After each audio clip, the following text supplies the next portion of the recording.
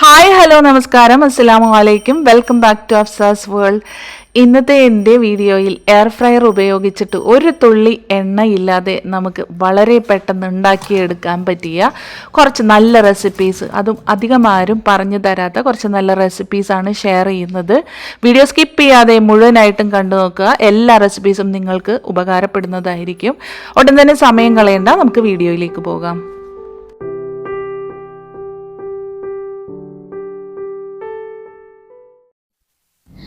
If you are watching our video for the first time, please subscribe our channel and hit the bell button to enable it. Like, comment and share. ഇന്നത്തെ എൻ്റെ വീഡിയോയിലെ ആദ്യത്തെ air fryer recipe എന്ന് പറയുന്നത് സിമ്പിളായിട്ട് ഒരു chicken എങ്ങനെയാണ് grill ചെയ്തെടുക്കുക എന്നുള്ളതാണ് കേട്ടോ.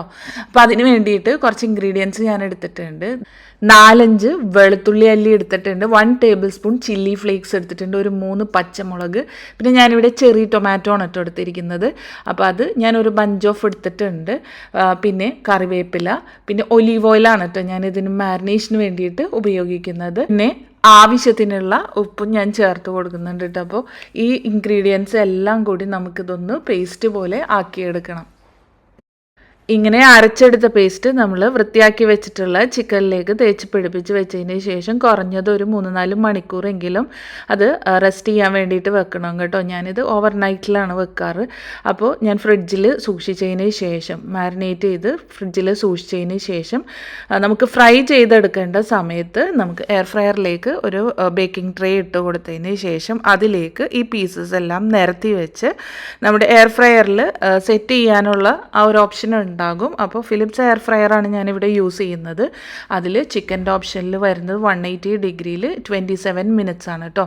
അപ്പോൾ അത് നമുക്ക് അതിലേക്ക് സെറ്റ് ചെയ്തിട്ട് എടുത്ത് വയ്ക്കാം. ചിക്കൻ്റെ മുകളിലായിട്ട് കുറച്ച് ചില്ലി ഫ്ലേക്സ് കൂടി ഞാൻ സ്പ്രെഡ് ചെയ്ത് കൊടുത്തതിന് ശേഷം ഞാൻ സെറ്റ് ചെയ്ത് വെക്കുന്നുണ്ട് കേട്ടോ. 180ൽ 27 മിനിറ്റ്സ് ആണ് സെറ്റ് ചെയ്ത് വെക്കുന്നത്. ഇനി അതൊരു 10 മിനിറ്റ് കഴിയുമ്പോൾ, അതായത് ഏകദേശം ഒരു 17 മിനിറ്റ് ബാക്കിയുള്ള സമയത്ത് ഞാനിത് ഓപ്പൺ ചെയ്ത് നോക്കുന്നുണ്ട് കേട്ടോ. ഇടയ്ക്കുന്നതൊന്ന് ഓപ്പൺ ചെയ്ത് നോക്കുന്നത് കൊണ്ട് കുഴപ്പമില്ല. എങ്ങനെയുണ്ട് എന്നുള്ളത് നോക്കിയിട്ട് നമുക്ക് മറിച്ചിടാം കേട്ടോ. അപ്പോൾ ഏകദേശം മുകൾ ഭാഗമൊക്കെ ഒന്നായി വന്നിട്ടുണ്ട്. ഇനി നമുക്കതൊന്ന് തിരിച്ച് ഇട്ട് കൊടുക്കാം. അതിനുശേഷം വീണ്ടും ഞാനത് സെറ്റ് ചെയ്തിട്ട് എടുത്ത് വയ്ക്കുന്നുണ്ട്. നമ്മളിത് സാധാരണ ഓയിലൊക്കെ ഒഴിച്ചിട്ട് ഫ്രൈ ചെയ്തെടുക്കുന്നതിനും വളരെ ഈസി ആയിട്ട്, ഇപ്പോൾ മടി പിടിച്ചിരിക്കുന്ന സമയത്തൊക്കെ ഈ ഒരു മാരിനേഷൻ നമ്മൾ റെഡിയാക്കി വെച്ചിട്ടുണ്ടെന്നുണ്ടെങ്കിൽ വളരെ പെട്ടെന്ന് തന്നെ ഒരു 27 മിനിറ്റ് കൊണ്ട് ആയാസപ്പെടാതെ നമ്മളധികം നിന്ന് അങ്ങോട്ടും ഇങ്ങോട്ടുമൊക്കെ കരിഞ്ഞു പോകുമോ എന്നുള്ള പേടിയൊന്നുമില്ലാതെ നമുക്ക് ചെയ്തെടുക്കാൻ പറ്റിയൊരു റെസിപ്പിയാണ് കേട്ടോ. അതും എയർ ഫ്രയർ ഉള്ളവർ തീർച്ചയായിട്ടും ബേസിക്കായിട്ട് ചെയ്തിരിക്കേണ്ട ഒരു റെസിപ്പിയാണ്. വളരെ സിമ്പിളാണ് ഇതിൻ്റെ മാരിനേഷനും എല്ലാം തന്നെ. ഇതാ കണ്ടോ, ഞാനിതിപ്പോൾ 2 സൈഡും നന്നായിട്ട് സെറ്റായിട്ട് വന്നിട്ടുണ്ട്. കണ്ടില്ലേ, നന്നായിട്ട് പാകത്തിന് നല്ല മോയ്സ്റ്റായിട്ട് തന്നെ എന്നാൽ ക്രിസ്പി ആയിട്ട് നന്നായിട്ട് വെന്ത് കിട്ടിയിട്ടുണ്ട് ചിക്കൻ. അപ്പോൾ എന്തായാലും ഈ റെസിപ്പി നിങ്ങൾ ട്രൈ ചെയ്ത് നോക്കുക. ഇനി അടുത്തതായിട്ട് പറയുന്ന ടിപ്പ് വെള്ളക്കടല കൊണ്ടുള്ള ഒരു എയർ ഫ്രയർ റെസിപ്പിയാണ് കേട്ടോ. അപ്പോൾ അതിന് വേണ്ടിയിട്ട് ഞാൻ വെള്ളക്കടല ഒരു കപ്പ് ഞാനെടുത്ത് നന്നായിട്ട് കഴുകി വൃത്തിയാക്കി എടുക്കുന്നുണ്ട്. അതിനുശേഷം അതൊന്ന് കുതിർന്ന് കിട്ടാൻ വേണ്ടിയിട്ട് വെയിറ്റ് ചെയ്യുക. അപ്പോൾ ഞാനിത് തലേന്ന് രാത്രി തന്നെ കുതിർത്തെടുക്കുന്നുണ്ട് കേട്ടോ. ഇനി ഇത് ഒരു പ്രഷർ കുക്കറിലിട്ടിട്ട് ഒന്ന് വേവിച്ചെടുക്കുക. വേവിച്ചെടുത്ത വെള്ളക്കടല നമുക്കിതിലേക്ക് കുറച്ച് മാരിനേഷനായിട്ടുള്ള പൊടികൾ ചേർത്ത് കൊടുക്കാം. ആവശ്യത്തിന് ഉപ്പ്, മഞ്ഞൾപ്പൊടി, മുളക് പൊടി, ചാട്ട് മസാല, അല്പം ഗരം മസാല, ഇതെല്ലാം ചേർത്ത് നന്നായിട്ടൊന്ന് മിക്സ് ചെയ്യുക. കൂടെ വെളുത്തുള്ളി ചതച്ചതും കറിവേപ്പില കൂടി ഞാൻ ചേർത്ത് കൊടുക്കുന്നുണ്ട്. ഇനി നന്നായിട്ടൊന്ന് മിക്സ് ചെയ്ത് യോജിപ്പിക്കുക. അതിന് ശേഷം നമുക്കിത് എയർ ഫ്രയറിലേക്കാണ് കേട്ടോ വെച്ച് കൊടുക്കുന്നത്.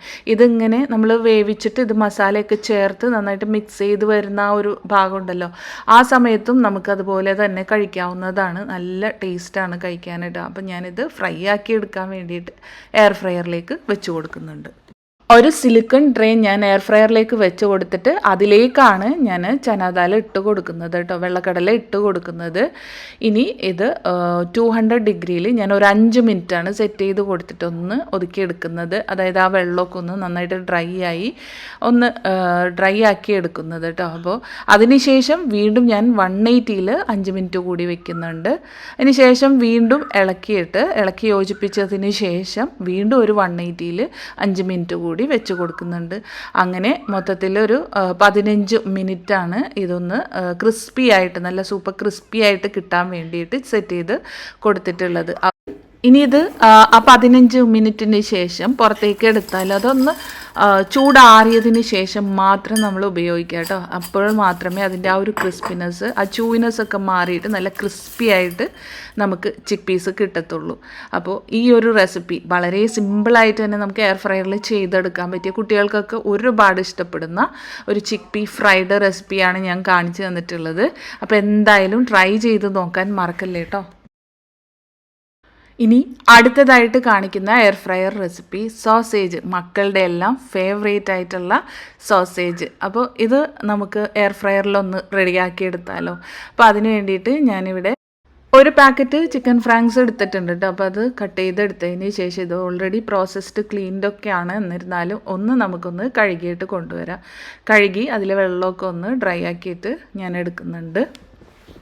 ഇനി ഇത് വെറുതെ ഉപ്പും മുളകും ഒക്കെ ചേർത്തിട്ട് ഒന്ന് തിരുമ്മി പിടിപ്പിച്ചതിന് ശേഷം എയർ ഫ്രയറിൽ വെച്ചിട്ടൊന്ന് ഫ്രൈ ചെയ്തെടുക്കാം. ഞാനിവിടെ ഒന്ന് വരഞ്ഞു കൊടുത്തതിന് ശേഷം സ്പെഷ്യൽ മാരിനേഷനൊക്കെ കൊടുത്തിട്ടാണ് കേട്ടോ ചെയ്യുന്നത്.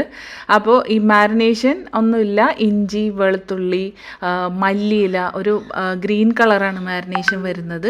പച്ചമുളക്, ഉപ്പ്, ആവശ്യത്തിന് ഉപ്പും കുറച്ച് ലെമൺ ജ്യൂസൊക്കെ ഒഴിച്ചിട്ട് ഒന്ന് മിക്സിയുടെ ജാറിലിട്ടൊന്ന് നന്നായിട്ട് പേസ്റ്റായിട്ട് എടുത്തിരിക്കുന്ന ആ ഒരു മാരിനേഷനാണ് ചേർത്ത് കൊടുക്കുന്നത് കേട്ടോ. അപ്പം ഞാൻ സോസേജ് ഇതുപോലെ വരഞ്ഞു കൊടുത്തിട്ടുണ്ട്. ഇനി അതിന് മുകളിലേക്കായിട്ട് ഞാൻ നേരത്തെ പേസ്റ്റാക്കി വെച്ചിട്ടുള്ള ആ ഒരു ഗ്രീൻ മാരിനേഷൻ അത് ചെയ്യുന്നുണ്ട് കേട്ടോ.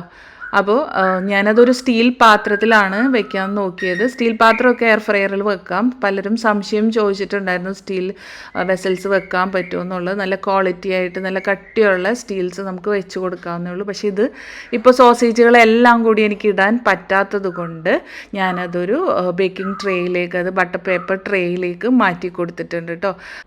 എയർ ഫ്രയറിൽ ഞാൻ ടൈം സെറ്റ് ചെയ്യുന്നത് 180-ൽ ഒരു 10 മിനിറ്റാണ് കേട്ടോ. 10 മിനിറ്റ് തന്നെ ധാരാളമാണ്. ഇത് പെട്ടെന്ന് തന്നെ ആയി കിട്ടുന്നതാണ് കേട്ടോ. ഇടയ്ക്ക് അതൊന്നെടുത്തൊന്ന് മറിച്ച് തിരിച്ചൊക്കെ ഇട്ട് കൊടുക്കണം. അതിനുശേഷം നമുക്ക് ടൈം കഴിഞ്ഞിട്ടുണ്ടെങ്കിൽ അതൊന്ന് തുറന്ന് നോക്കി അതൊന്ന് ചൂടാറുന്നത് വരെ, ഒന്ന് ജസ്റ്റ് സ്ലൈറ്റായിട്ടൊന്ന് ചൂടാറുന്നത് വരെ വെയിറ്റ് ചെയ്യുക. എന്നാലേ അതിൻ്റെ ആ ഒരു പാകത്തിന് നമുക്ക് കഴിക്കാനായിട്ട് പറ്റത്തുള്ളൂ. നല്ല ടേസ്റ്റി ആയിട്ട് തന്നെ മക്കൾക്ക് ഒരുപാട് ഇഷ്ടപ്പെടും. ഇതുപോലെ മാരിനേഷനൊക്കെ സ്പെഷ്യലായിട്ട് ചെയ്യുകയാണെന്നുണ്ടെങ്കിൽ ഒത്തിരി ഇഷ്ടത്തോടെ കഴിക്കും.